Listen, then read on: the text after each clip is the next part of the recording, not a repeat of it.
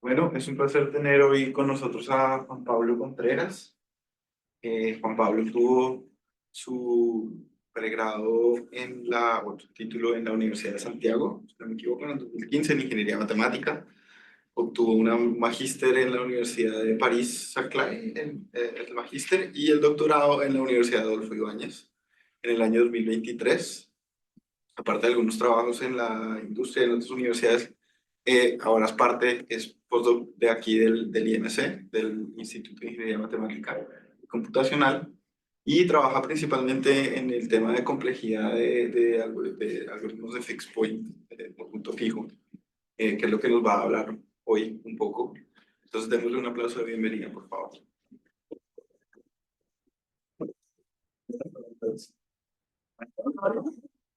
You need English, right? No, whatever you prefer. Pero whatever you want.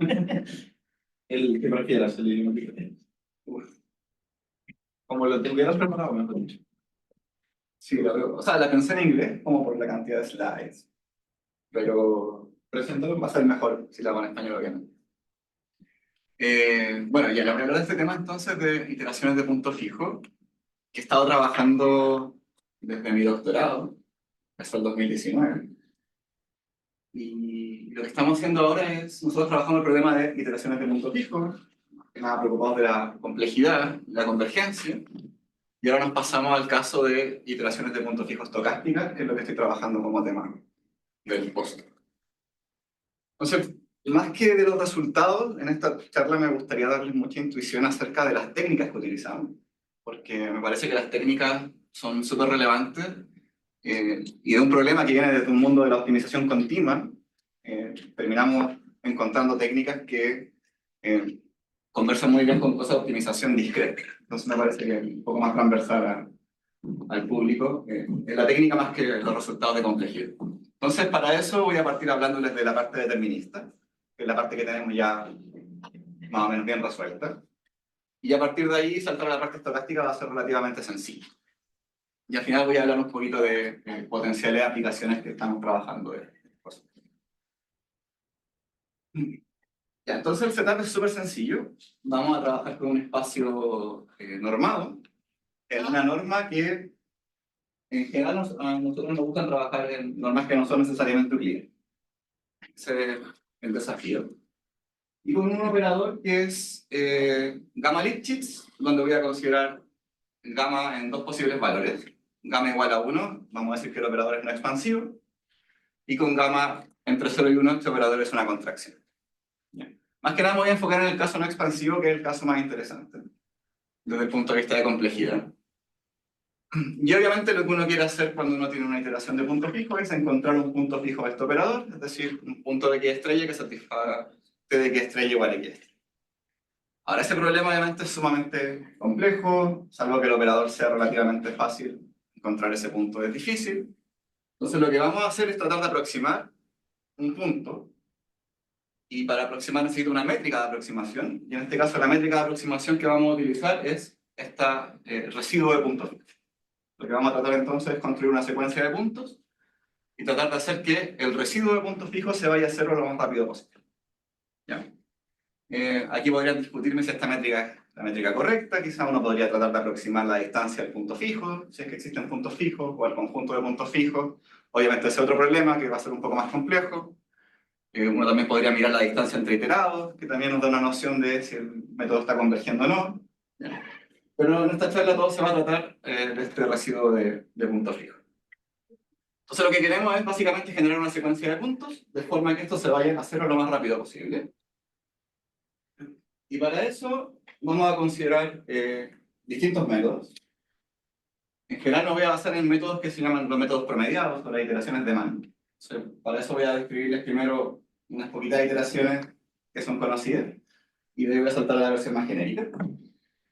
Entonces, para contextualizar, piensen ahora que estamos en el espacio R2 y tienen con la norma 2, todo muy sencillo en el plano, y tengo un operador que es una rotación. La rotación es una isometría, ¿cierto? Entonces, en particular, es un operador no expansivo. Y la iteración más clásica que uno conoce de punto fijo, que es esta iteración de van a explicar, donde lo que yo hago es partir con un punto y aplicar el operador una y otra vez. Eso tiene mucho sentido cuando tengo una contracción. En el caso de operadores no expansivos no funciona, porque en esta rotación, ¿cierto? El único punto fijo va a ser el 0, y si yo aplico y aplico el operador voy a estar rotando en el círculo por siempre, y no voy a converger al punto fijo. Bueno, ¿cómo lidiamos entonces con este problema? Por ahí por los años 50, Krasnozelski propuso esta iteración. Dijo, bueno, en lugar de saltar directamente al punto que te da la rotación, lo que voy a hacer es hacer un promedio entre la imagen del punto y el punto que tenía anteriormente. Entonces ahora voy a calcular la rotación, pero en vez de quedarme en el punto de la rotación, voy a devolverme un poquito, me voy a quedar en x1, que está justo ahí al medio. En este caso, tenemos alfa igual a un medio. Y ese va a ser mi siguiente punto, y entonces me voy a contraer un poquito, y si se fijan ya no estoy dentro del círculo, sino que estoy un poquito más cerca del 0. Y si extiendo esa noción y empiezo a iterar con esto, voy a crear esta espiral que va a converger eventualmente al punto fijo, que es el 0. Entonces es el esquema con alfa igual a un medio que genera esta iteración. Ya, y esta es la iteración de Krasnozelski-Mann, que también va a ser importante en la charla, entonces, tenerla en mente. Uno de los objetos que yo estudié en el doctorado es esta iteración de Halpern, que se hizo bien famosa, y que prometía ser más rápida que la iteración de Krasnozelski-Mann, donde lo que uno hace es bien extraño, y en lugar de promediar con respecto al punto anterior, lo que yo hago es promediar con respecto a un punto, al punto x0, o a un punto ancla, como se le llama en la literatura. Entonces pongo un punto aquí ancla y siempre estoy mirando con respecto a ese punto, pero ahora lo que tengo que hacer es tomar un tamaño de paso que vaya convergiendo hacia abajo. Porque no quiero, si tomas aquí un medio, le voy a estar dando mucha importancia a este punto ancla, que está lejos del punto fijo en general. Entonces lo que voy a hacer es darle cada vez menos importancia a lo largo de las iteraciones, por ejemplo, el ritmo de n partido n más 1. Y bueno, si vamos haciendo este esquema ahora, si se fijan aquí, caí en el mismo punto x1, pero después cuando hago la segunda iteración, ahora el x2 está más cerca de la imagen de x1 que del punto x0. Y eso lo puedo extender también en el tiempo, y voy a generar ahora una espiral también, una suerte de espiral, pero un poquito distinta, que también se va a aproximar al 0 en ese sentido. Y después nos podemos poner creativos. Esta es una combinación, por ejemplo, de un Halpern con un Krasnozelski-Mann, donde dentro de en esta primera parte lo que estoy haciendo es una iteración de Krasnozelski-Mann, y después le estoy aplicando una iteración de Halpern. Y en ese caso genero una curva que es bien extraña, como que se da una vuelta aquí al final y después como que se va. Pero creo que si uno lo hace muchas veces, me imagino que te empieza a dar unas vueltecitas antes. ¿Ya? Si se fijan entonces, todas las iteraciones que le he mostrado, incluso la de Picard al principio, uno podría pensarlo como un promedio de las imágenes anteriores. Siempre estoy haciendo promedio, siempre estoy pensando en dos términos que hacen de alguna forma una combinación convexa. Incluso en la iteración de Halpern, acá uno también puede ver que se forma un promedio, ¿cierto? Si yo sumo los coeficientes asociados a cada uno de los términos, siempre va a sumar uno. Entonces la extensión natural de estos métodos es lo que vamos a llamar las iteraciones de Mann, donde lo que voy a hacer es considerar un punto inicial cualquiera, acá en el espacio X en general, me quedo una red ahí, y voy a tomar entonces el siguiente punto como una suma ponderada por estos factores pi n i. Los pi n i van a ser factores de una combinación convexa de todas las imágenes previas que yo ya observo. Este método, o esta estructura generaliza todos los métodos anteriores. Y lo que necesito para generar estos métodos entonces es una matriz de tamaños de paso, ¿cierto? Que va a ser una matriz diagonal infinita, donde este primer elemento va a ser un 1, y los demás elementos son los ponderadores de la combinación convexa en cada una de las iteraciones. Entonces, fíjense que aquí el índice de arriba es el que denota la iteración, y el de abajo es el que denota la coordenada de la iteración. Entonces, cada uno de estos pi n, o pi i, como diría arriba, uno lo puede interpretar como distribuciones de probabilidad discreta. Bueno, rápidamente voy a pasar por unos ejemplos. Si la iteración de Van a Picard que les mostré antes, entonces lo que está pasando es que estos coeficientes pi n k son 0 en todas partes, menos en el último. Le estoy dando toda la importancia al último.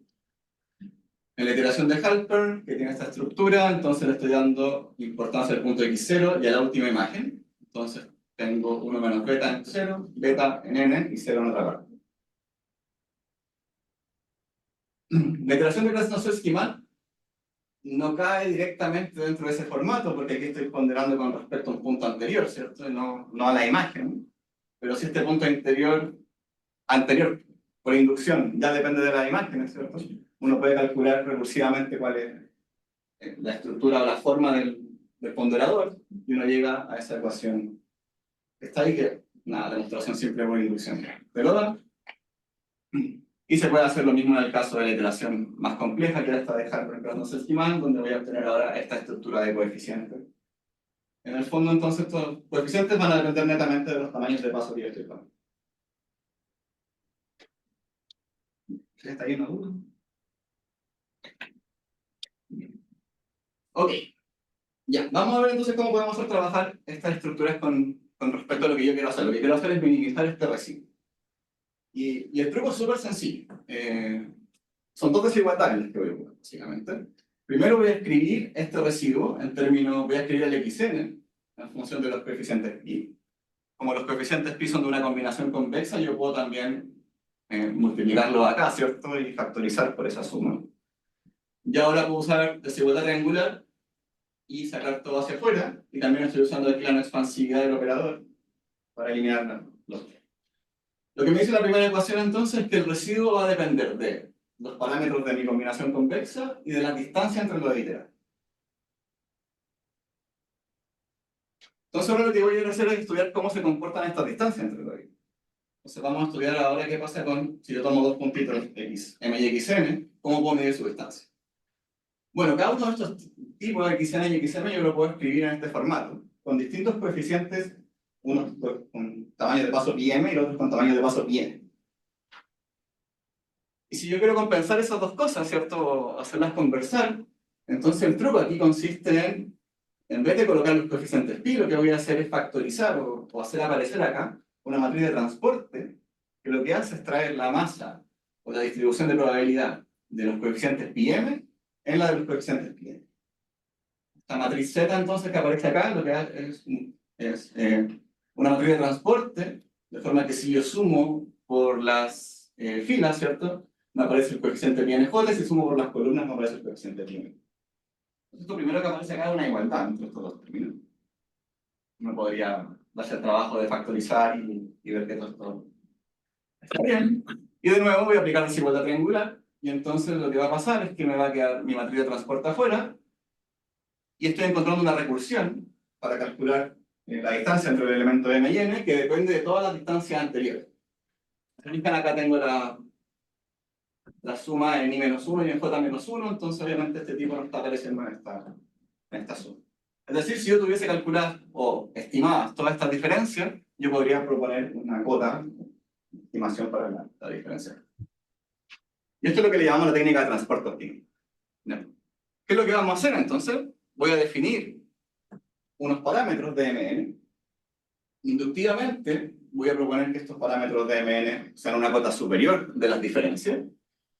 Y lo que voy a hacer es definir el siguiente parámetro como un transporte, ¿cierto? Para poder, esta cota vale para todos los posibles transportes, en particular me voy a quedar con el mejor transporte. El transporte que minimiza la cota que está allí, esa cota superior.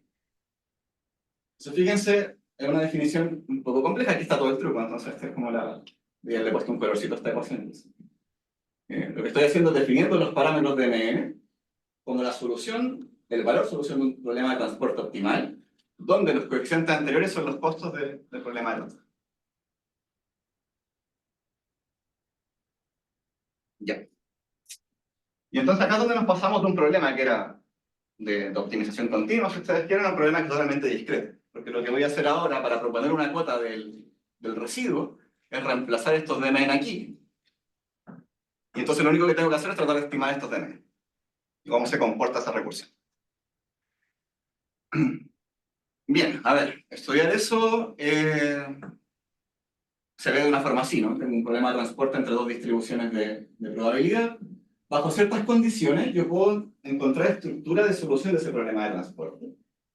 En particular, si yo tengo que los coeficientes de la ponderación son monótonos, en el sentido de que cuando fijo una misma coordenada, en una iteración y en la siguiente, la cantidad de peso que le estoy poniendo a esa coordenada decrece.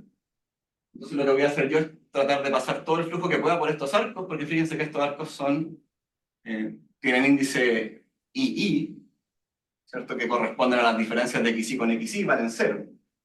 La mejor cuota superior que puedo poner ahí es un 0. Y si incluso tengo condiciones también de, si tengo un último coeficiente que es suficientemente grande, no voy a hablar mucho de esto, pero uno puede encontrar una estructura cerrada para la solución del problema de transporte. La desigualdad al revés, ¿cierto? Sí, Monótonamente decreciente. Lo puse al revés. Sí. Claro.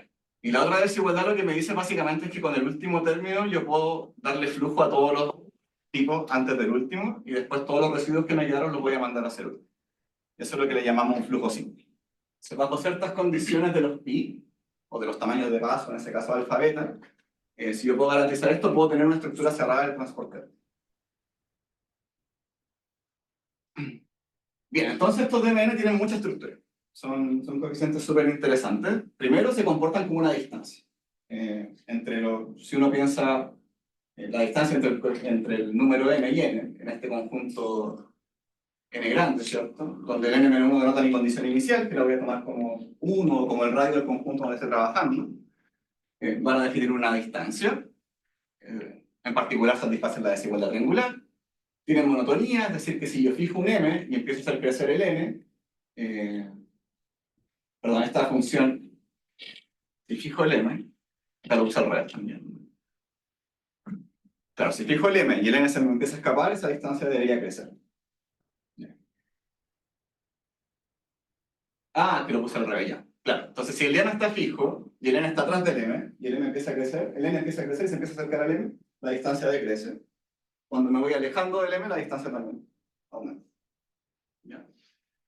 Y lo más importante es que satisfacen tightness. Es decir, todo esto que yo les mostré eran estimaciones, ¿cierto? Son cuotas superiores usando la desigualdad triangular, usando la no expansividad del operador. En verdad, todas esas cuotas no son malas, en el sentido de que yo puedo encontrar un ejemplo de un problema en el cual todas estas desigualdades que yo hice se satisfacen con igualdad. ¿Pero eso para cualquier norma o son para una norma específica? La construcción del problema. Esa tightness que tú mencionas. Ya, la construcción del problema es un ejemplo particular que uno muestra en la un norma espacio. Ilícita. Sí. Es de dimensión infinita, de verdad. No sé si uno puede hablar de tightness en dimensión finita, una norma euclidiana. La norma razonable. Norma infinita. Norma infinita. No sé si eso es razonable. Sí. Sí, pero es una construcción. Es una construcción bien interesante, no voy a profundizar mucho sobre eso. Lo que sí es notar es que esto vale para cualquier método, en verdad para cualquier. Tú dame los tamaños de paso y yo te construyo un problema usando esos tamaños de paso, para el cual estas cosas se satisfacen con igualdad. Pero de alguna forma nos está diciendo que si cualquier cota que logremos expresar en términos de estos coeficientes, ¿cierto? Va a ser lo mejor posible, es lo mejor que podemos hacer. Estamos perdiendo. Nada más algo, claro, obviamente si yo tengo más estructura y estoy trabajando en un espacio euclidiano, esta técnica no va a ser la adecuada. Aunque les voy a mostrar que los resultados no estamos perdiendo nada tampoco en términos de complejidad. Otra cosa interesante que satisfacen es que les dije que era una distancia, entonces tenían desigualdad triangular, pero satisfacen algo un poquito más fuerte que eso, que es lo que se llama esta desigualdad de 4 puntos. Le llaman la convex quadrangle inequality, que dice básicamente que si yo tengo ordenado estos índices de esta forma, I menor que J menor que K menor que L, entonces cuando yo hago el problema de transporte, los flujos que yo voy a pasar en ese problema de transporte nunca se van a cruzar, porque siempre me va a convenir mandar flujo por la parte de arriba, que es más pequeña que la parte de abajo donde los flujos se cruzan. Esto también es lo que nos permite darle o garantizar que existe un flujo óptimo que tiene una cierta estructura sencilla. Perdón, bueno, ¿es una propiedad del transporte óptimo nomás o hay algo particular en este caso? No sé si es un sí solo sí. Si tú tienes esta propiedad, tú puedes garantizar la existencia de un transporte óptimo que sea así. Yo pensaría que si está haciendo transporte óptimo, algo así debería pasar. Pero esto va a depender fuertemente de los coeficientes que tú das, de los tamaños de paso. De hecho, yo necesito, por ejemplo, ahí le puse que el PNN sea large enough. Tiene un poco que ver con la condición de monotonía que estaba mostrando acá. Si no tengo eso, entonces ya no puedo garantizar que... en el fondo lo que te permite esto es garantizar que existe un algoritmo greedy que pueda resolver el problema de transporte y que el problema de transporte. Pero necesitas que los coeficientes tengan un comportamiento adecuado. Ahora, en todos los casos que hemos trabajado, siempre hemos trabajado con monotonía, porque la estructura de Krasnov-Schumann o de Halpern tiene esa noción de que le va dando más importancia siempre a las nuevas imágenes. ¿Sí? O sea, ya hay un algoritmo que le empieza a dar mucha importancia a imágenes antiguas. Entonces, siempre satisfacen. Y tiene ejemplos de si eso no pasa, si que el PNN no es suficientemente grande.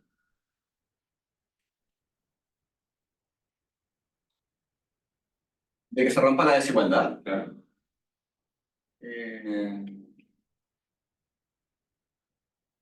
Imagino que no sería difícil construir. Sí. Sí, sí. Numéricamente se pueden encontrar ejemplos. Sí. Yo me imagino que si le pones mucha masa, por ejemplo, si tú fijas un medio en X0 y te repartes lo demás como quieras, me imagino que ya se te va a romper todo. Bien, entonces, acá está el truco, ¿cierto? Voy a pasar de estimar este residuo a estimar este valor Rn, que lo vamos a definir como el poner aquí, esto debería partir de cero, de las distancias que van entre i menos 1 y n, y eso viene de esa ecuación que ya había mostrado acá, donde lo que estoy haciendo es reemplazar esta norma por la estimación de los coeficientes. Y los d entonces tienen que ser una cota superior de esa norma. Déjenme mostrar un ejemplo súper sencillo donde todo esto se simplifica y podemos hacer una estimación súper rápida ocupando esta técnica, que es justamente Halpern. ¿Y por qué Halpern es sencillo? Porque en Halpern recuerden que yo estoy poniendo masa aquí en el punto 0 y en el punto n. Entonces toda esta recursión que aparece en el fondo se simplifica un montón. Si uno escribe la ecuación para la diferencia entre dos iterados consecutivos, aquí estoy tomando la diferencia entre xm y xn, pero el m lo estoy tomando como n-1. Entonces, la recursión que les mostré antes se simplifica y me queda un coeficiente constante, que va a ser el radio del conjunto en este caso, por la diferencia de los tamaños de paso, por el tamaño de paso y la distancia del punto anterior. Y el Rn ahora va a ser entonces el coeficiente pi n0 multiplicado por esta estimación del radio, por el beta n por la distancia de n-1. Si yo puedo tomar esta distancia de acá, ¿cierto? Ocupar este estimado que tengo aquí, reemplazarlo y empezar a hacer eso recursivamente, entonces voy a llegar a una expresión bien cerrada para la cota superior del residuo, que viene dado de esa forma. Se ve un poco fea, pero uno la puede simplificar un montón. Voy a tomar estos tamaños de paso n partido por n más 1, que son súper clásicos de la literatura, y que además aquí me garantizan que este producto medio feo se me va a simplificar un montón. Y solamente tomando eso, reescribo y voy a obtener entonces una garantía en términos de complejidad para el residuo. El residuo decae como 1 partido por n, por esta cosa que está aquí, que tiene una aproximación por logaritmo, ¿cierto? Entonces le colocamos 1 tilde de 1 partido por n. Esa sería la complejidad entonces de la iteración de Halpern para reducir el radio. Sumamente sencillo. La iteración de Krasnov-Schumann obviamente es mucho más compleja de analizar, pero quería darles solamente una noción de... En 2 pasos, gracias a la técnica de transporte optimal, podemos tener estas estimaciones. Bien. Y otra cosa que quería decirles entonces es que yo les había dicho que en términos de complejidad tampoco íbamos a perder tanto, entonces aquí obtuvimos esta cota de O tilde 1 partido por n. Otra cosa que hicimos con Roberto en el doctorado fue probar este resultado que dice que en verdad yo puedo construir un ejemplo donde dada cualquier iteración, cualquier secuencia de tamaños de paso que me den, para este ejemplo siempre voy a tener que la distancia del residuo en norma infinito va a ser mayor o igual que 1 partido n más 1.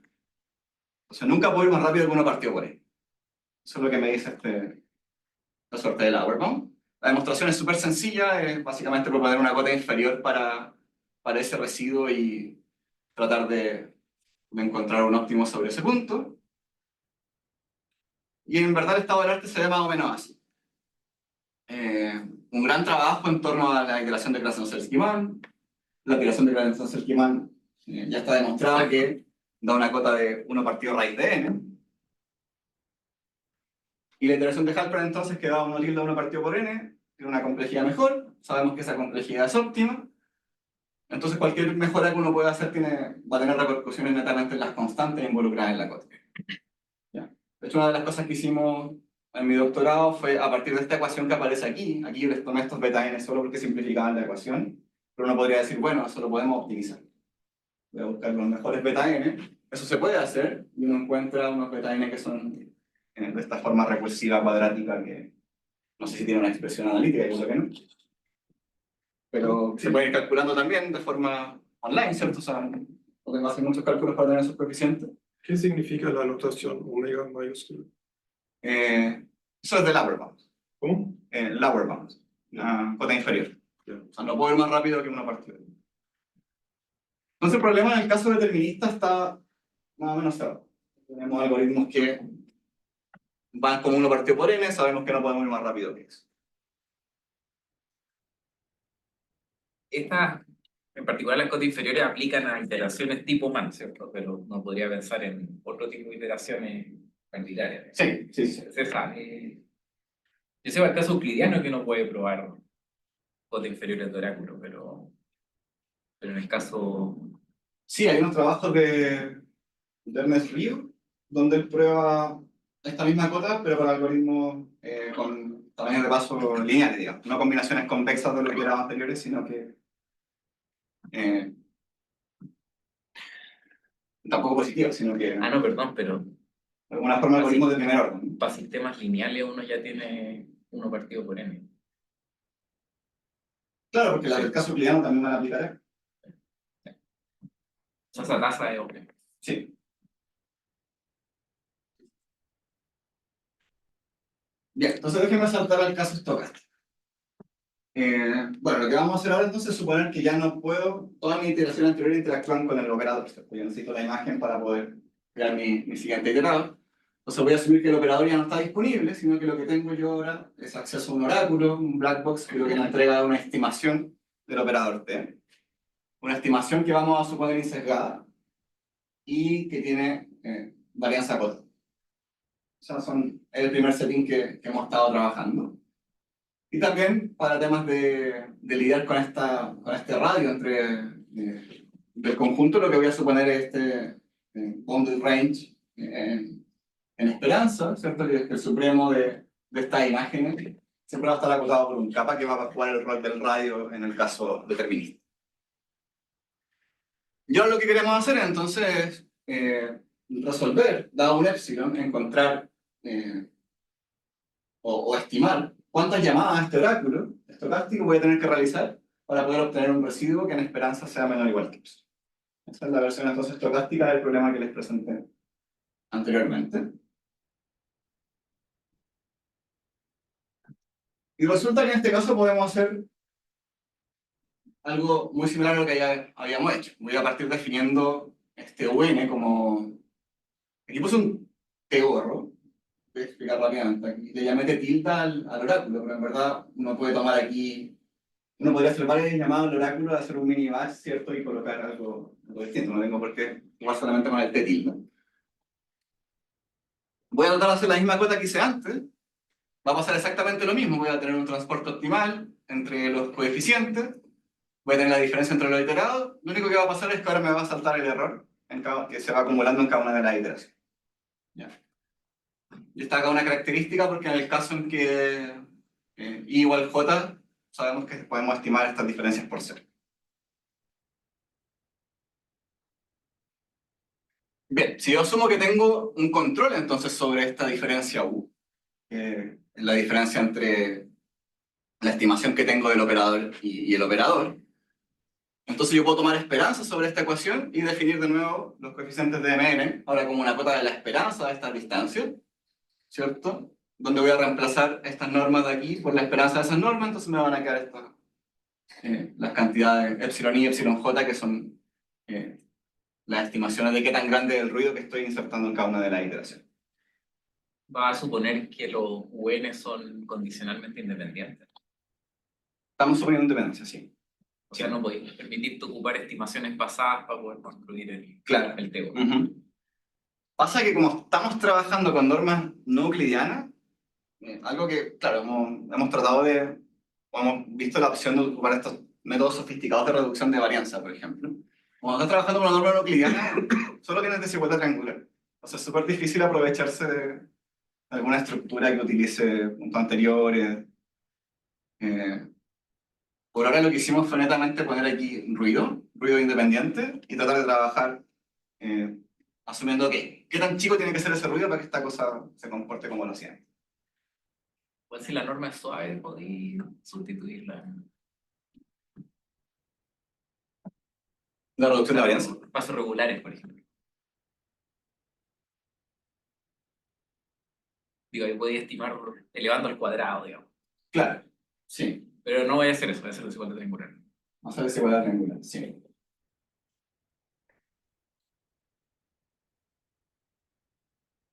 Pasa que, claro, nosotros teníamos la esperanza de que esto funcionaba. Lo hemos logrado hacer, ¿cierto? Les voy a mostrar que todavía nos queda un gap que cubrir, y en ese caso a lo mejor ya empiezan a ser interesante buscar este tipo de técnicas. Bien. Pero parecía que resultaba netamente con eso. Ok, bueno, volví a definir unos coeficientes de MN. Son distintos a los anteriores porque ahora estoy lidiando con el ruido de cada una de las iteraciones. Entonces, estos van a depender de qué tan grande es el ruido que estoy insertando en la iteración. Entonces, no se puede volver a hacer todas las preguntas de nuevo. Bueno, estas cosas se comportan como una distancia, son monótonos, tengo esta desigualdad de 4 puntos, cómo se comportan los flujos óptimos en este caso, ¿cierto? ¿Hemos respondido a algunas de estas preguntas? Por ejemplo, algo bien sorprendente fue que estos DMN satisfacen desigualdad triangular, sin importar qué tan grande es el ruido. Siempre y cuando el ruido sea positivo, yo voy a tener desigualdad triangular igual que él. Pareciera ser que hay muchas cosas que se conservan. Con ruidos bastante razonables, también yo he observado numéricamente que hay desigualdad de 4 puntos, he observado numéricamente que hay flujos simples como los que les mostré con toda la estructura anterior. Probar las cosas es un poquito más difícil. Bueno, ¿qué pasa con respecto a las iteraciones? Ahora, si yo intento hacer una iteración de Halpern, ahora con el operador estocástico en vez del operador, esto a simple vista no funciona, ¿cierto? Porque lo que está pasando es que yo tengo un coeficiente beta que va a 1, tengo un operador T tilde que tiene ruido, un ruido con varianza acotada, pero digamos constante, entonces la última iteración siempre va a estar cargada de mucho ruido, si uno hace este tipo de iteración naive. Lo que proponemos entonces, una versión muy sencilla de reducción de varianza es, ok, en vez de colocar aquí el T tilde, vamos a colocar una versión, un mini batch del T tilde, donde lo que vamos a hacer es promediar varias llamadas al oráculo, y vamos a tratar de estimar cuántas llamadas al oráculo debería hacer yo en cada una de las iteraciones, ¿cierto? Lo que va a pasar es que en cada iteración que yo haga voy a hacer varias llamadas al oráculo, después voy a tener que contar cuántas llamadas hice en total, ¿cierto? Para poder llegar a la tolerancia que me están pidiendo. Entonces, esta es una versión de Halpern estocástico con mini batch. Fíjense que el mini batch funciona aunque estemos trabajando en normas no euclidianas, porque yo puedo hacer esta estimación usando Jensen y pasándome a la norma 2 con algún coeficiente de cambio de norma. Pero lo que está pasando es lo típico, ¿cierto? Que voy a tener una reducción de varianza que es del orden 1 partido raíz del tamaño del mini batch que estoy haciendo.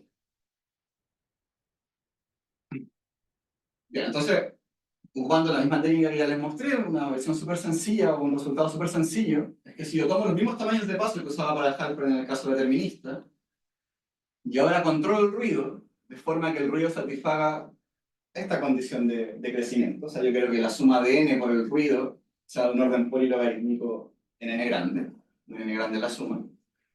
Entonces, en ese caso, yo voy a poder mantener la misma tasa de convergencia que tenía 1 partido por n del caso determinista. O sea, si el ruido es suficientemente pequeño para satisfacer esa ecuación, mi iteración sigue yendo a 0,1 partido por mi residuo en esperanza. Ahora, ¿qué significa esto desde el punto de vista de interacción con el oráculo? Significa que yo necesito hacer que este ruido epsilon n, por ejemplo, una cota burda, que esto sea como 1 partido n cuadrado, ¿cierto? Para que esto sea de orden logarítmico, pero si quiero tener un ruido de orden 1 partido n cuadrado, necesito hacer batches de tamaño n a la 4 en cada una de las iteraciones. Entonces el batch es creciente, tengo batches de tamaño n a la 4 en cada una de las iteraciones, tengo una cantidad de epsilon a la menos 9 iteraciones, si sumo todo, obtengo una tasa de convergencia, o el número de iteraciones que necesito, o de llamada al oráculo, perdón, que necesito, va a ser del orden epsilon a la menos 100. ¿Ya? Y eso es lo mejor que conocemos hasta ahora, utilizando la mejor complejidad a la que hemos llegado con estas iteraciones estocásticas. La demostración, básicamente calcada la que ya les mostré, aparecen las mismas ecuaciones, solo que aparece también este término con ruido, aparece el término con ruido en el residuo, puedo volver a hacer esta estimación recursiva del residuo, entonces me va a aparecer el ruido metido en esta suma y estos ponderadores, puedo volver a simplificar todo, y lo único que estoy pagando es este factor extra, y por eso es que estoy pidiendo que esta suma sea de orden polilogaritmo. Básicamente esta ecuación es la que me dice qué tan chico debo tomar el ruido.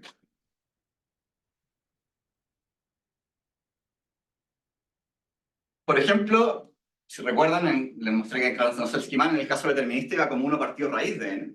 O sea, era un orden más lento que Halpern. Y hay un trabajo de Bravo con Cominetti donde ellos prueban que si uno toma una iteración de Krasnodębski-Mann estocástica, ahora con un tamaño de paso que va a depender de la cantidad de iteraciones que voy a hacer, entonces yo puedo encontrar una cota que es como n a la 1/6. Lo que significa que el número de iteraciones que tengo que hacer es del orden epsilon a la menos 6. O sea, es un exponente epsilon peor que la cota que les mostré antes. Pero este algoritmo no necesita reducción de varianza. Este algoritmo yo lo puedo correr de forma online, ¿cierto? Hago la iteración con el mismo... En cada iteración tomo solamente un query y sigo adelante. Entonces, en ese sentido, es mucho más limpio que el algoritmo que proponemos con minibatch, pero la tasa de convergencia empeora un poco.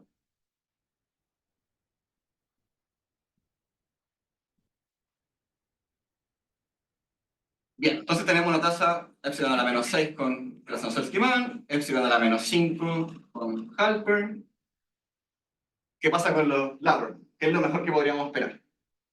Bueno, también lo que logramos hacer entonces es extendiendo un poquito el ejemplo que les mostré en el caso determinista. También podemos encontrar una función difícil para esta clase de iteraciones. En este caso estoy considerando iteraciones que vivan en el span de los puntos anteriores y posiblemente una versión mini batch de la última imagen, como lo hicimos en el caso de Halpern.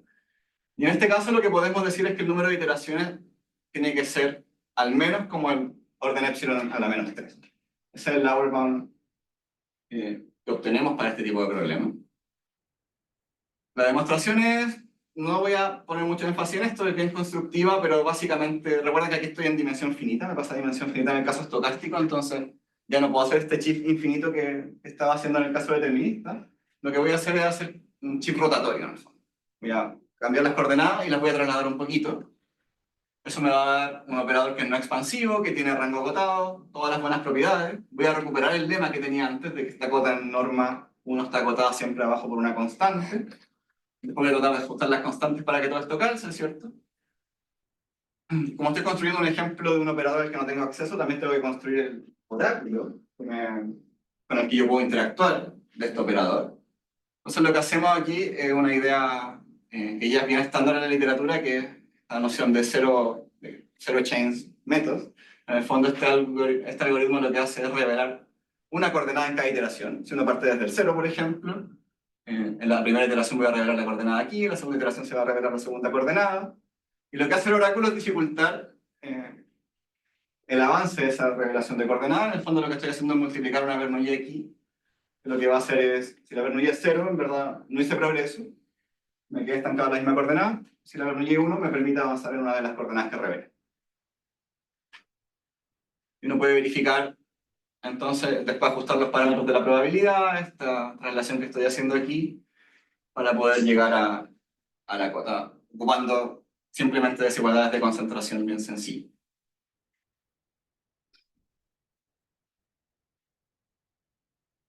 Bien, entonces, en resumen, lo que sabemos del caso estocástico hasta el momento es tenemos un algoritmo que de Krasnodębski-Mann, ¿cierto? Que no depende de mini-batch, que tiene una especie de reducción de varianza automática, que nos da una tasa de epsilon a la -6, tenemos un algoritmo con mini-batch que nos da una tasa de epsilon a la -5, y tenemos un lower bound de epsilon a la -3.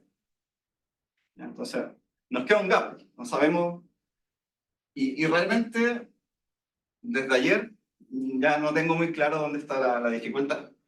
En un momento pensamos, y de hecho cuando yo escribí mi proyecto de Fondesit lo escribí diciendo, esta es la iteración que va a alcanzar el lower bound epsilon a la -3. Porque en el fondo lo que está haciendo es mezclar Halpern con Krasnodębski-Mann. Entonces yo dije, bueno, voy a tener la aceleración de Halpern junto con la reducción de varianza de Krasnodębski-Mann, lo mejor de los dos mundos, y esto me va a permitir encontrar llegar a la tasa óptima que queremos epsilon a la -3. Hemos trabajado harto en esto, varios meses ya, y pareciera ser que no funciona. No hemos podido avanzar del epsilon a la -5. Entonces, el closing de gap ya no es tan claro si en verdad lo que tenemos que hacer es mejorar el análisis de las iteraciones que ya conocemos, o realmente continuar con esta iteración, que nos ha dado varios problemas hasta el día de hoy, o quizá incluso lo que está mal es el Lowerman. Quizá el ejemplo que estoy proponiendo con la cuota inferior no es tan terrible, no es tan malo, y uno podría construir un ejemplo donde pueda llegar a una cuota omega de epsilon a la -5. ¿Ya? Así que esta es una pregunta abierta, que es parte de las cosas que tengo que hacer en el postdoc. Y que los invito también, si les interesan estos temas, a discutir. En verdad, la gracia, o lo que nos ha permitido toda esta investigación, es desarrollar mucho esta técnica de transporte optimal, al punto en que yo creo que si cambiamos esta iteración, tenemos un pipeline muy concreto de cómo analizar iteraciones nuevas. Esa es una ventaja que yo creo que no teníamos hace unos meses. De hecho, yo hoy día en la mañana estaba pensando cómo ordenar estos términos, y este esquema con el transporte optimal, con la definición de los tamaños de paso matricialmente como distribuciones de probabilidad, nos permite estudiar estas cosas de forma bastante sencilla. Bien, entonces también hay resultados de convergencia. Aquí no me quiero meter mucho porque quería hablarnos de complejidad, pero uno puede mostrar que el hecho de que el residuo vaya a cero a veces no nos dice mucho. Ya, de hecho, uno puede construir en dimensión infinita ejemplos donde el residuo se va a cero, pero la distancia del punto fijo es constante, por ejemplo. ¿Ya? Eso uno lo puede hacer, pero en este caso, en estocástico, cuando estoy en dimensión finita y tengo ciertas condiciones sobre los tamaños de paso que estoy tomando, puedo demostrar convergencia casi segura para las dos iteraciones más estudiadas, la de Krasnodębski-Mann y también la de Halpern. Entonces, desde el punto de vista de aplicaciones, también hay convergencia de los métodos. Y otra cosa que quería mencionar ya para terminar con la parte de iteraciones estocásticas es el caso de contracciones. ¿Ya? Les dije, en el caso determinista le hablé solamente del problema no expansivo, porque en el caso determinista uno sabe que si aplica Banach Picard uno va a converger y la tasa de convergencia es súper rápida, ¿cierto? Voy exponencialmente rápido, o el residuo punto fijo decae de forma exponencial. Pero cuando el problema es estocástico, eso ya no es tan claro. Yo no puedo hacer Banach Picard simplemente. Entonces, una de las cosas que hicimos también fue, utilizando estas técnicas, estudiar el método de Halpern estocástico, y encontramos tasas de convergencia también para este tipo de problemas, donde ahora, en verdad, podemos ser un poquito más greedy, ¿cierto? Más ambiciosos. Ya no estimamos el residuo punto fijo, sino que estimamos directamente la distancia con respecto al punto fijo. ¿Bien? Y en cuanto a técnicas muy similares, también aquí necesito un mini-batch, pero que es un mini-batch más chico en general. Antes necesitaba un mini-batch de tamaño n cuadrado, ahora necesito un mini-batch de tamaño n. Bien. Si te puedo hacer una pregunta, hay algo que no entiendo. Para el caso estocástico, hace que en el caso no expansivo. ¿Es el T no expansivo? Todo lo que le hablé antes era no expansivo. Pero no entiendo, entonces, ¿le llamas oráculo a la perturbación? Sí. Porque ese también asume que es no expansivo. No. No asumo que no. No, el oráculo no lo tengo en posible. Pero tampoco se necesita utilizar en algún momento. Para lo que hemos hecho, no. pero hay trabajos que consideran oráculos con ciertas propiedades no expansivas. Ya, y después cuando me imagino que mencionaste en algún momento que trataba estas cosas numéricamente, que probabas cosas numéricas, ¿cómo lo haces, digamos, para probar con algún oráculo que sea, no tenga esas propiedades? No, ya, sí. Cuando yo pruebo cosas numéricas, estoy hablando netamente de en este sentido, donde los errores, por ejemplo, yo tomo errores con cierto tamaño. No me importa dónde viene el ruido, sino que estoy diciendo, bueno, voy a aceptar errores que se comporten como uno partido n, uno partido logaritmo. En el fondo, lo que estoy testeando ahí son las iteraciones inexactas, ¿no? Las iteraciones estocásticas. No, no. En el fondo trabajo netamente con esta parte numérica.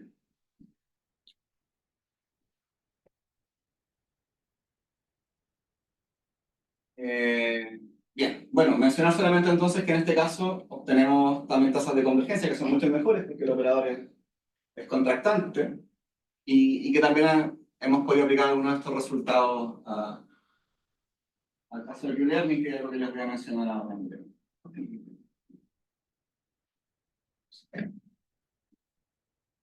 Entonces, rápidamente, algunas aplicaciones que hemos encontrado para estas iteraciones de punto fijo. La primera es en Q-Learning. Entonces, no voy a tratar de describir tanto el problema, sino que netamente tengo una cadena, un proceso de decisión de Markov, ¿cierto? Representado por un espacio de estado, acciones, probabilidad de transición, un reward. Y generalmente uno considera en el problema de Q-Learning o en estos problemas un pago descontado, y eso te da paso a un operador que es contractante. Pero un problema interesante que, de hecho, ahora han aparecido algunos papers abordándolo, es el problema del caso de pago promedio. ¿Qué pasa si en este proceso de Markov, en verdad yo al final no voy a mirar el pago descontado en el tiempo, sino que voy a mirar el pago promedio? Y en ese caso, el hecho de tomar el parámetro gamma como 1, lo que hace es que el operador asociado a la iteración de Q-Learning va a ser no expansivo en vez de contractante. Entonces ahí nuestro problema, nuestros métodos adquieren mucho valor. En el fondo lo que yo quiero hacer, ya desde el punto de vista de Q-Learning, es resolver esta ecuación de punto fijo, donde acá la estrella es el valor óptimo que voy a tener de mi problema. Quiero encontrar una política, yo sé que la política la puedo encontrar netamente a partir de los valores Q que satisfacen esta ecuación, entonces todo se reduce a satisfacer este problema de punto fijo. Y el método clásico que se ocupa aquí es el método de Robust Value Iteration de Q-Learning, que se ve de esta forma, donde básicamente lo que estoy haciendo es ponderando la iteración anterior junto con un operador, ¿cierto? Donde lo que hice fue tomar esta versión de acá, donde tengo todas las probabilidades, lo que voy a hacer es ampliar solamente una de la probabilidad de transición. Entonces me voy a quedar con un sample aquí, y en vez de colocar B estrella voy a colocar una función que depende de mi matriz, porque el valor de B estrella obviamente no lo conozco, entonces no puedo hacer un algoritmo que dependa de él. Y si se fijan, desde el punto de vista de punto fijo, lo que estoy haciendo acá es netamente una iteración de Krasnow-Serkin. Estoy tomando 1 menos alfa por el punto anterior, alfa n por el operador en el punto anterior. Y para eso uno puede establecer garantías. Bueno, lo que dijimos nosotros, ok, ya sabemos que Halpern es más rápido que Krasnow-Serkin, entonces lo que vamos a hacer es, en vez de vamos a tomar la misma noción de operador que teníamos antes, pero en vez de hacer un sampling, lo que voy a hacer un mini batch de sampling para poder colocar acá. Voy a repetir la aproximación del valor de estrella y voy a hacer un Halpern. Para este operador podemos probar que es un operador que no es expansivo pero no infinito. Podemos probar que los errores, en este caso, son crecientes. Escalan como orden 1 partido 1. El error solo ya es creciente. Lo que significa que para mitigar ese error y obtener los errores de la forma 1 partido n cuadrado que yo les había mencionado antes, voy a tener que hacer batch aún más grande. Ahora te voy a tener que hacer minibatch de tamaño n a la 6. Es un algoritmo que en el fondo es súper poco práctico, pero que sí nos lleva a tasas de convergencia mejor.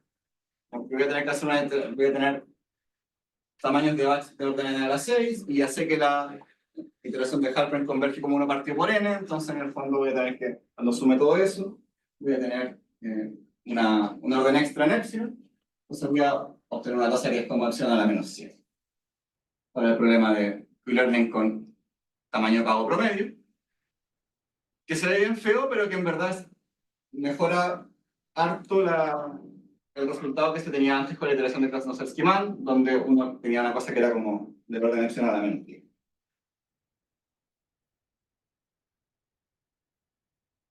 Ahora, estas cuotas, por lo que entiendo, han ido mejorando últimamente ocupando mejores técnicas de, no sé si de reducción de varianza, pero tiene más cosas que tienen que ver con esta escala. El hecho de que el error escale como n es súper dañino para lo que intentamos hacer nosotros. Y la segunda aplicación que les quería mostrar, que este también es un trabajo que está en progreso, tiene que ver con optimización binivel estocástica. El problema de optimización binivel estocástico está súper hot. Y hay un trabajo del 2017 en el que resuelven este problema a través de iteraciones de punto fijo. Lo que hacen entonces es voy a considerar un problema que tenga dos niveles. En el primer nivel voy a asumir una función que sea smooth y fuertemente convexa. Y en el segundo nivel voy a asumir un problema más clásico donde tengo una función smooth con una función que es aproximable, digamos. Y voy a traspasar este problema al mundo de los operadores, poniendo un operador T que va a resolver el problema del nivel inferior, que va a ser el prox del paso gradiente, y un operador que va a estar asociado al problema del nivel superior, que va a ser ese. La gracia es que cuando escribo estos dos operadores, es fácil probar que el operador T va a ser no expansivo, dadas las condiciones de suavidad de la F, y el operador S que está abajo va a ser un operador contractable. Entonces, en el fondo, yo puedo resolver este problema planteando una iteración de este estilo, que se ve como una iteración de Halpern, si ustedes quieren, donde acá está el operador no expansivo y lo que tengo acá es un operador contractante. Incluso uno puede ser bien brutal y decir, ok, pon aquí una contracción que sea una constante, ¿cierto? Y ese es tu punto de anclamiento y lo que estaba haciendo es un Halpern. Esto es un poquito más general. Uno puede probar que en este problema de punto fijo asociado a estos operadores, el conjunto de soluciones del problema del nivel inferior con el conjunto de punto fijo del operador T coincide. Entonces, realmente buscar un punto fijo de este problema está encontrando un punto factible del problema anterior. La secuencia es convergente. Tengo la tasa de convergencia que me da Halpern, que es 1 partido por n, y voy a tener la condición de optimalidad al final del día cuando encuentre el punto de X estrella, condición de optimalidad con respecto al problema del nivel superior. ¿Ya? Entonces este problema binivel, en el caso determinista, está completamente resuelto por una aproximación utilizando teoría de operadores y la iteración de Halpern en particular, o algo un poquito más sofisticado. O sea, el trabajo que estamos haciendo ahora es, bueno, ahora que tenemos herramientas para atacar el problema de punto fijo estocástico, entonces, ¿cómo podemos traducir el problema binivel estocástico? ¿Qué pasa si ahora tengo un oráculo que me da acceso a W, un oráculo que me da acceso a F? ¿Cómo puedo aplicar los resultados de punto fijo estocástico a este problema binivel estocástico que está tan de moda hoy en día? Bien, con eso... Gracias.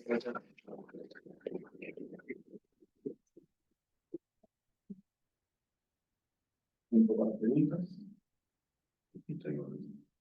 En ninguna parte de tu análisis estás utilizando más propiedades del operador T, ¿no? Como teoría espectral, nada de eso, solamente que no sea expansivo. Exacto, sí. ¿Y hay ideas para tratar como operadores con más propiedades o simplemente otro tema que no se toca? No sé si con teoría espectral. Por ejemplo, algo que hemos hecho es considerar el caso de un operador que se escriba como la suma de operadores. Como el ejemplo típico que uno puede utilizar para, después en el caso estocástico, decir que lo que voy a hacer es ampliar uno de estos operadores que... Pero lo que está Ah, diciendo obviamente es algo como que sea uniforme respecto a los operadores, ¿no? Mientras sean no expansivos. Claro, sí. Pero todo esto partió muy de la base de, o estábamos muy comprometidos con trabajar con la menor cantidad de hipótesis posible. O sea, un espacio normado general con un operador no expansivo. No, sí, pero comenzaste precisamente con la rotación, ¿no? Que si uno cambia un poquito ahí, uno se imagina que uno puede acelerar mucho más, pero... Sí, bueno. claro, totalmente. So in the case of MDPs, I mean, you have an explicit stochastic operator, well, right? Ah, pero estamos hablando en español. En el caso de Markov Decision, Sí. ¿qué propiedades tiene el operador estocástico en este caso? ¿O es completamente arbitrario? O sea, tenéis, por ejemplo, una lipschitzianidad dada la realización estocástica, ¿no? Claro. Que en ese caso, por ejemplo, sabemos obtener tasas mejores. Sí, nunca me dio si hay una especialidad acá. Pasa que esto tiene dos factores, este operador, claro. El operador que no es expansivo no es este. Porque acá yo estoy ocupando una aproximación del B estrella. Entonces igual tenéis que, el operador que no es expansivo sería el original, ¿no? Y si tomo un sampling, entonces el t-tilda es insesgado y tiene varianza acotada. Eso lo tengo, pero con el estrella. Sí. Si yo reemplazo ese estrella con este operador, entonces el análisis de hecho pasa por mirar otro proceso, que es el proceso cuando yo pongo aquí un sampling del B estrella y compararme contra ese proceso. Y ahí trato de hacer las desigualdades. Quizá igual se puede exportar la idea si es que este operador, el original, satisface alguna lipschitzianidad del ruido. Bueno, claro, esa mejora solo sabemos hacerla en el caso de Hilbert. Y esa mejora sabemos hacerlo en el caso de Hilbert. Sí. Ahora, lo que se puede hacer mejor, por ejemplo, tiene que ver con estas estimaciones de cómo crece el ruido.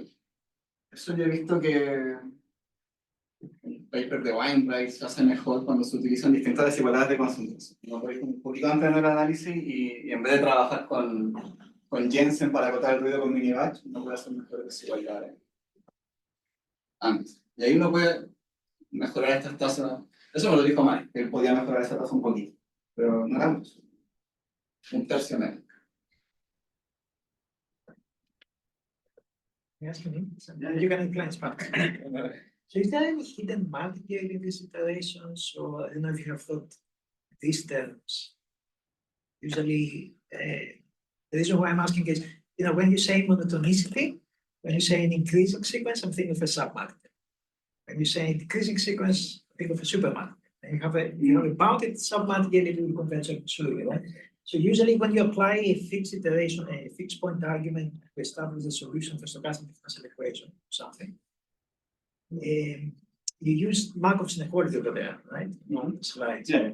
You have this powerful generalizations plural, Markov's inequality, Dub's inequalities for martingale, right? Which allow you to control the LP norms of these iterations. And so going back to the kind of boundless condition that we have at the beginning, right? So usually you don't have a boundless condition, you have a martingale or sub-martingale kind of condition, and then you use Dub's inequalities to control the LP norm for the maximum of the sequence. Yeah. And then you get some sort of a Cauchy in some LP space, Cauchy sequence, and then converge, and then from there you get a subsequence which converges on the super. We have used that kind of imaginary, but not for complexity, not for convergent rates, but for convergence. When we want to prove convergence, we use Dobbs lemma and the fact that the noise is a martingale sequence. Okay. In that case, right. But with respect to convergence rates, I forgot very quickly about the noise or the source of the noise, because I immediately start working with this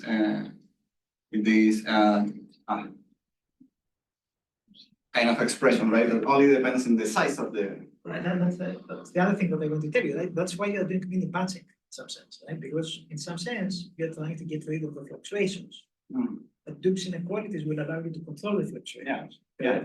Right? True. So you wouldn't worry about the mini batching, right? So that's. But I think the stochastic KM algorithm is making use of that. Yeah. Because there you don't need variance reduction. It's sort of comes built into the analysis. Right. No, the variance reduction doesn't appear in this kind of. Usually that you get some sort of a bound of the maximum of the sequence up to n of some LP node. So it could be L2. So you could talk about variance. But you can control that. It doesn't mean that it reduces, right? You just have the supermartingale condition that says that on average you get some sort of a reduction. But Yeah. No. I mean, what I meant is Okay, Yeah. we'll have to check the details of that paper, but Right. what's going on is like there's variances across the different iterations, right? You're not reducing variance here. The variance remains constant, but the estimates in the transport problem are making use that these are sums of Martingale different sequences. And therefore their increase is like root of the number of terms instead of just what triangle inequalities. So, but you have, for example, the boundless relation, right? You have assumed that kind of boundless that you had at the beginning. Yeah, Nothing about yeah. So that you can, what I'm saying is that I don't know about the bounds, right? The convergence rate, but in terms of convergence, it's a little bit of too strong of a condition. If you want to use monotonicity and you say I have a submargin, the boundless wouldn't be needed, I feel, because you could control the epinoms through Gibbs inequalities. Maybe it's, I don't know, maybe I'm just random thoughts, right? I mean, I don't. I mean, that's actually, I think it's a very important part of this, right? These estimates that you were saying that order n are terrible. So if anybody could make progress on that, you immediately improve the rates. Yeah. Probably. But in Q-learning, I observed. But I think that's at the heart of what's unique about where they can be. Yeah, but that's true. We are not using the structure of the noise too well when we pass, for instance, for Harper iteration. Here in Krasnodar-Schiemann, Roberto and Mario did, what they do is that they observe that the noise accumulate, but you can see this accumulate with the weights. So you have like an average of your noise. And if you have the average of the noise, you have like immediately a decrease. I don't know, central limit theorem, and you have that the average of the noise is better than considering only the noise. The convex combination for the history. Right. So that was the point of trying to combine these two ideas. Right. And I think that's the mistake we are making right now. We're not using that kind of Right, not automatic mistake. variance correlation. Yeah, understand. That's an important point. Okay, let's give a final thoughts, please.